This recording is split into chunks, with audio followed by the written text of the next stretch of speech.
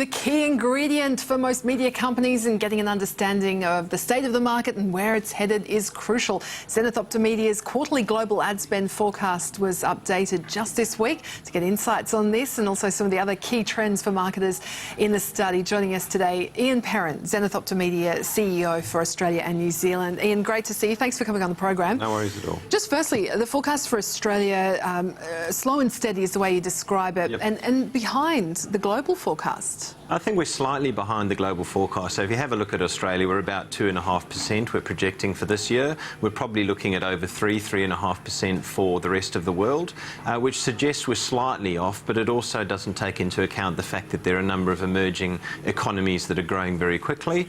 It also takes into account the fact that the European zone is actually coming back quite strongly, and that's really been dragging global forecasts for the last few years, but we're finally starting to see some stability in Europe. And I think the report indicated too, those figures pretty much repeating in 2015, 2016, with maybe slightly better than we're getting this year. Yeah, sure. I think in Australia we're seeing and have seen for a while a very consistent advertising market. It hasn't been growing off the scale, but it's been very consistent growth. So we see that trend continuing over the next few years. And just going through the various sectors there, what's your sort of forecasts for TV, subscription TV? I think subscription TV has been phenomenally strong and will continue to be phenomenally strong, and that's really helping to drive the overall TV category. Even though, as you mentioned earlier, Channel 10 aren't doing that well, free-to-air is still showing growth. So we're still fairly bullish around the potential for television. I think what we're seeing, unfortunately, is a lot of revenue coming out of print titles and moving towards more digital assets, which is slightly more targeted. And I think we'll see a continuation of that trend. Other channels such as radio and out of home are kind of been probably a little bit slower in their growth that they would like to be, but again, they've been consistent. And you mentioned then, look, the money moving out of print, but the report also notes, look, digital's going up a lot, but it's starting to, the edges are starting to get a little bit blurred and making it a challenge, I guess, to count some of those ad dollars. Maybe some of that print money is digital money, but staying with the print owners? Well, I think at some point, you know, digital can only grow at 20% for so long, and it gets to a point where, you know, that it can only grow at that pace. So we're starting to see a slow decline in the growth of digital, but there's still very much a principle towards a lot of advertising dollars flowing towards digital channels. When you're looking at various categories as well, what are your sort of predictions when you're looking at some of those? Well, I think one of the categories that's been hurt a lot has been FMCG, and obviously they trying to make more out of their retail presence.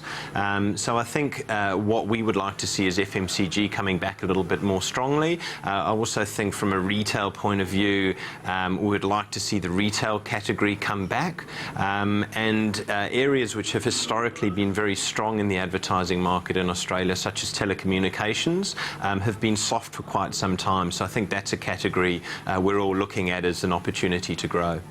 Look, we also wanted to get you in here to talk about a pretty interesting study that the company's done over the past few months, looking at identifying some trends for marketers over the next 25 years. So it's sort of looking well into the future. We'll cover a few of those things. Now, one of them was the evolution of High Street into the I Street. What do you mean? Yeah, and you know, part of the study is the company is now 25 years old, so we wanted to celebrate our 25th anniversary with the study of what the marketing landscape will look like in 2038. And what we're seeing now is people tend to research and engage with brands online and then go to the high street in order to buy those brands. What we're seeing now is people are starting to switch that behaviour, where they'll be going into stores to actually experience brands and learn more about brands, then go home and buy them online. So we're seeing that as a key switch in terms of how people behave. And retailers aren't too happy about that, are they? They're still like stopping people taking photos on their phones of product and doing price comparisons in store. I think the good ones will actually embrace it, because if you've got a really strong e-commerce platform,